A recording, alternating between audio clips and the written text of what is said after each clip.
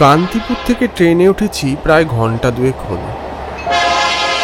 বদলির চাকরি, মাস কয়েক অন্তর অন্তর হুকুম এলেই আমায় বাক্স প্যাটরা গুছিয়ে বেরিয়ে পড়তে হয়। এই নিয়ে তাও কমপক্ষে 7-8 বার বদলি হলো আমার। এত রাতে তল্পিতল্পা নিয়ে ছুটোছুটি করে ট্রেনে উঠতে হলো। তাড়াহুড়োয় জলের পাত্রটা আনতেই ভুলে গেছি। ট্রেনে যে কারোর কাছ থেকে জল চাইবো সে উপায়ও নেই। রাত পড়তে না পড়তেই সবাই চাদর কম্বল চাপা দিয়ে ঘুমিয়ে পড়েছে। এখন কাউকে ডেকে তুলে জল চাইতে গেলেই নিঘাত জুতো নিয়ে তেড়ে আসবে। এদিকে তেষ্টায় গলা শুকিয়ে কাঠ হয়ে যাচ্ছে। দেখি পরের স্টপেজে এলে স্টেশন থেকে জল নিয়ে নেব। বলছি দাদা ভাই, 303 নম্বর সিটটা কোন দিকে একটু বলতে পারবেন? কোত্থেকে ট্যাং ট্যাঙে লম্বা একটা লোক সামনে এসে উদয় হলো দেখলাম। রোগাটে গরম, চোখগুলো গোল গোল। দাদা ভাই, ও দাদা ভাই, কি এত ভাবছেন? হ্যাঁ, কিছু না কিছু না। হ্যাঁ হ্যাঁ, দেখুন এই এই একটা সিট ছেড়েই ওই যে 303 নাম্বার সিট। ধন্যবাদ দাদা ভাই, জেসাস আপনার মঙ্গল করুন। এরপর লোকটা চলে গেল। মনে হলো কোনো রোগে ভুগে লোকটার চুলগুলো উঠে গেছে। বেচারা, দেখে কষ্ট হলো। ঠিক তখনই ট্রেনটা কোনো একটা স্টেশনে থামলো। ট্রেনের চাকা থামতেই আমি তড়িঘড়ি দুখানি বোতল হাতে স্টেশনে নামলাম। নির্জন স্টেশন। বোধহয় এক বৃদ্ধ অন্ধকারে দূরে কোনো বেঞ্চে বসে ঝিমোচ্ছে। প্ল্যাটফর্মের চালা ঘরে টিমটিম করে একখানি আলো জ্বলছে।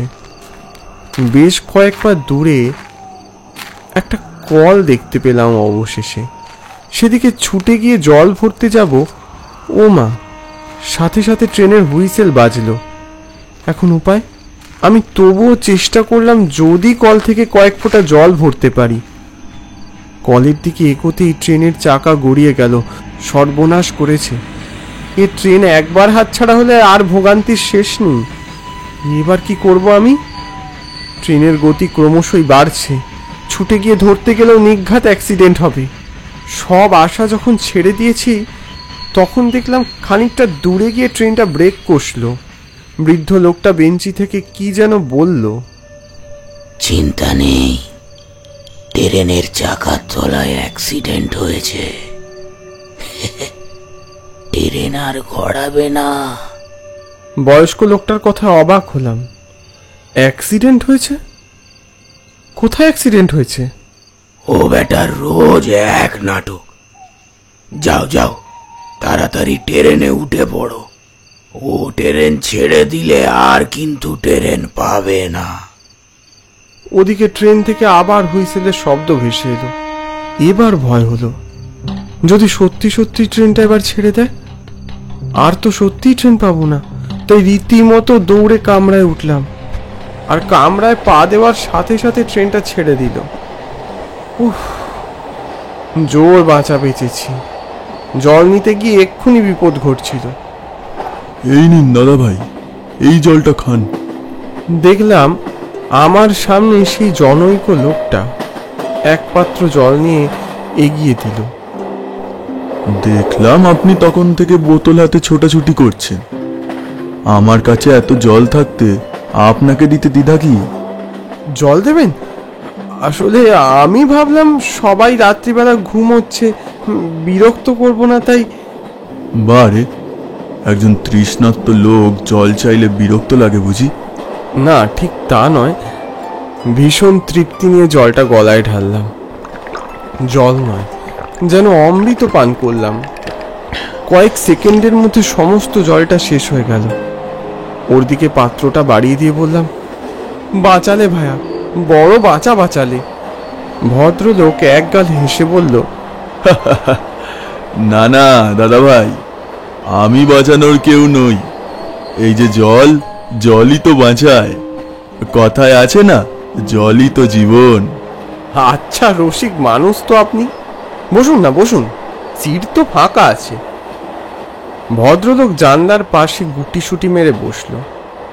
পূর্ণিমার চাঁদের আলো তখন ট্রেনের জানলা দিয়ে ঠিকরে ভিতরে আসছে।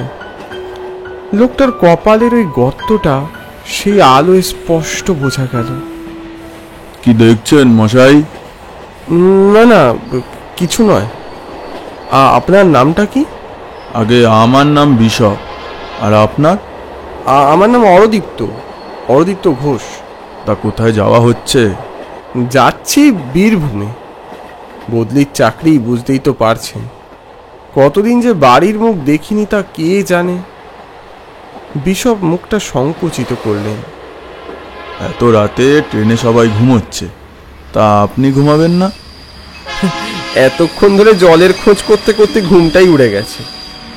এখন দেখি ঘুম আসে কিনা। আচ্ছা, শুনছিলাম এখানে ট্রেনে কোথাও অ্যাক্সিডেন্ট হয়েছে। অ্যাক্সিডেন্ট? না না, ও বুড়োর কথা বিশ্বাস করবেন না, ও সব ভুলভাল বলে। ও, তা আপনি চেনেন নাকি লোকটাকে? না না, আমি চিনব কি করে? একটু সংকোচ বোধ করে কথাটা বলেই ফেললাম। আচ্ছা, কিছু মনে না করলে একটা কথা জিজ্ঞেস করতে পারি? হ্যাঁ হ্যাঁ, বলুন না। আপনার শরীরে এরকম অদ্ভুত কাটা ছেঁড়া দাগ, চুলগুলো সব উঠে গেছে। আপনার কি কোনো গুরুতর অসুখ করেছিল? না না, অসুখ ঠিক নয়, বরং বলতে পারেন চোট পেয়েছিলাম। অবাক হলাম। কি এমন হয়েছিল লোকটার সাথে? কৌতূহল হলো। কি করে এমন হলো সে কাহিনী কি আমায় বলা যায়? সেসব শুনতে গেলে আপনার রাত কাবার হয়ে যাবে মশাই। আপনি বরং শুয়ে পড়ুন, সারা রাত না ঘুমালে দেখবেন কাল সকালে আর চোখ খুলতে পারছেন না। বিশপ সিট ছেড়ে উঠে চলে গেল। ও আমায় কোনো কারণবশত এই ঘটনার কথা বলতে চাইল না। তাই আর কথা না বাড়িয়ে চাদর চাপা দিয়ে শুয়ে পড়লাম। আঁধারের বুক চিরে ট্রেন প্রবল গতিতে ছুটছে। ট্রেনের ঝমঝম শব্দে বড্ড অস্বস্তি হলো। এপাশ ওপাশ করেও ঘুম কিছুতেই এলো না। দরজার পাশের বেসিনটা থেকে চোখ মুখ একটু ধুয়ে আসি। কল খুলে মুখ চোখে জলের ঝাপটা দিচ্ছিলাম। ঠান্ডা হাওয়ায় বেশ ভালো লাগছিল। যখন আয়নার দিকে তাকালাম, মনে হলো আমি নয়, আমি ছাড়াও আমার পিছনে কে যেন দাঁড়িয়ে আছে। একবার কামরার সমস্ত আলো বন্ধ হয়ে গেল। আমি আবার আয়নার দিকে তাকাতেই আলোটা জ্বলে উঠল। পিছনে একটা প্রতিবিম্ব আমি যেন স্পষ্ট দেখলাম। এভাবে আলো নেবা জ্বলা অনবরত চলতেই থাকলো। এরপর মনে হলো আমার কাঁধে কেউ যেন একটা হাত রাখলো। ঠান্ডা, শীতল, বরফের কুচির মতো হাত।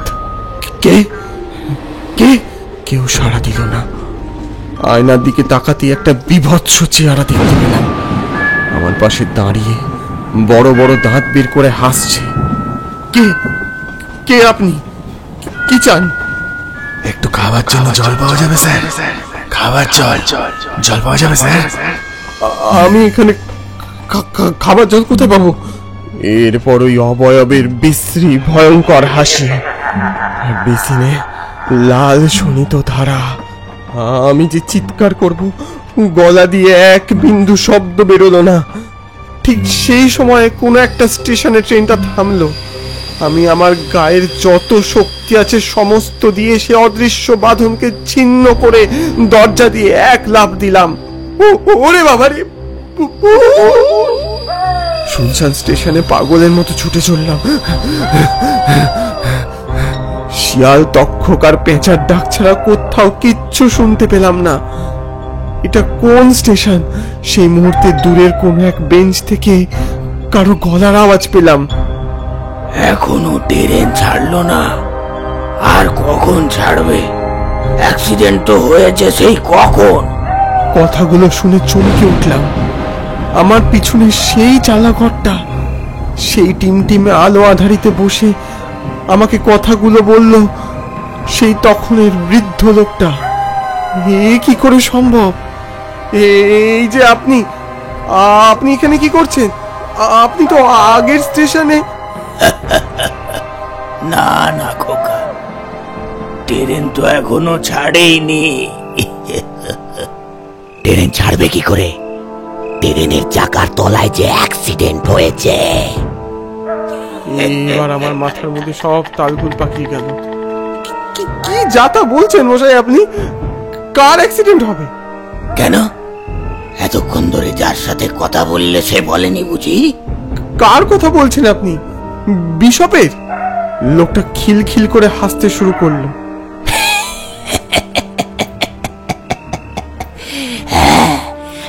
আবার কার? দেখুন মশাই, আপনি আমায় শুধু শুধু ভয় দেখাবেন না বলে দিলাম। বৃদ্ধের চোখ দুটো চকচক করে উঠলো এবার। ওই বৃদ্ধের মতিগতি ঠিক মনে হলো না। ফের ওখান থেকে ছুটতে শুরু করলাম। পোড়া ইটের বাঁধানো এক ফালি স্টেশন ছাড়িয়ে যখন ট্রেনের সামনে এসে দাঁড়ালাম, ওখানে সত্যি একটা লাশ পড়েছিল, কিন্তু একটাও জনপ্রাণী নেই ওই লাশ তোলার জন্য। ভালো করে তাকাতেই ভয়ে শিউরে উঠলাম। ওখানে সত্যি বিশপের দেহ, ভয়ঙ্কর করাল। ট্রেনের আয়নায় যে মুখটা দেখেছিলাম, অবিকল সেই মুখের মতো। সাথে সাথে ওর চোখগুলো খুলে গেল, বিস্ফারিত সে দুটো চোখ আমার দিকে তাকিয়ে হাত বাড়িয়ে ও যেন বলছে, দাদা ভাই আমাকে জল দাও, দাদা ভাই আমি বাঁচতে চাই দাদা ভাই। ঠিক সেই মুহূর্তে ট্রেনের হুইসেল বেজে উঠল। ওদিকে কান দিও না দাদা ভাই, তুমি আমায় বাঁচাও, আমি বাঁচতে চাই দাদা ভাই, আমি বাঁচতে চাই। বছরের পর বছর ধরে আমি এভাবে মরতে পারবো না দাদা ভাই, আমায় বাঁচাও, আমায় একটু জল দাও দাদা ভাই। বিশপ ওখান থেকে কিছুতেই উঠলো না। ট্রেনটা ক্রমশ এগিয়ে এলো এদিকে। অগত্যা আমি ছুটতে যাব, পিছন থেকে একটা অদৃশ্য শরীর যেন বলে উঠলো, ওরে ওরে জল দে, জল দে, ওকে জল দে, পালাস না, জল দে, ওকে জল দে, বাঁচা ওকে। আমি আর কোনো দিকে না চেয়ে ছুটে চললাম। পিছন থেকে ট্রেনের কান ফাটানো হর্নের শব্দ আর সেই অশরীরী কণ্ঠ। সময় কোনো এক রেল লাইনের পাথরে হোঁচট খেয়ে ছিটকে পড়লাম। তারপর জ্ঞান হারিয়ে কখন অচৈতন্য হয়েছি মনে নেই। যখন চোখ খুললাম তখন সদ্য ভোরের আলো ফুটেছে। রেল লাইনের পাশে আমি পড়ে আছি। কিছু লোক আমায় ঘিরে কি সব যেন বলা বলি করছে, তবে এখানে আশপাশে কোনো স্টেশন দেখলাম না। কি ব্যাপার, আপনি এখানে এরম জায়গায় কি করে এলেন? আপনার মাথায় তো চোট। এই, কেউ ওনাকে হাসপাতালে নিয়ে যাওয়ার ব্যবস্থা করো গো। এখানে একটা স্টেশন ছিল না? স্টেশন?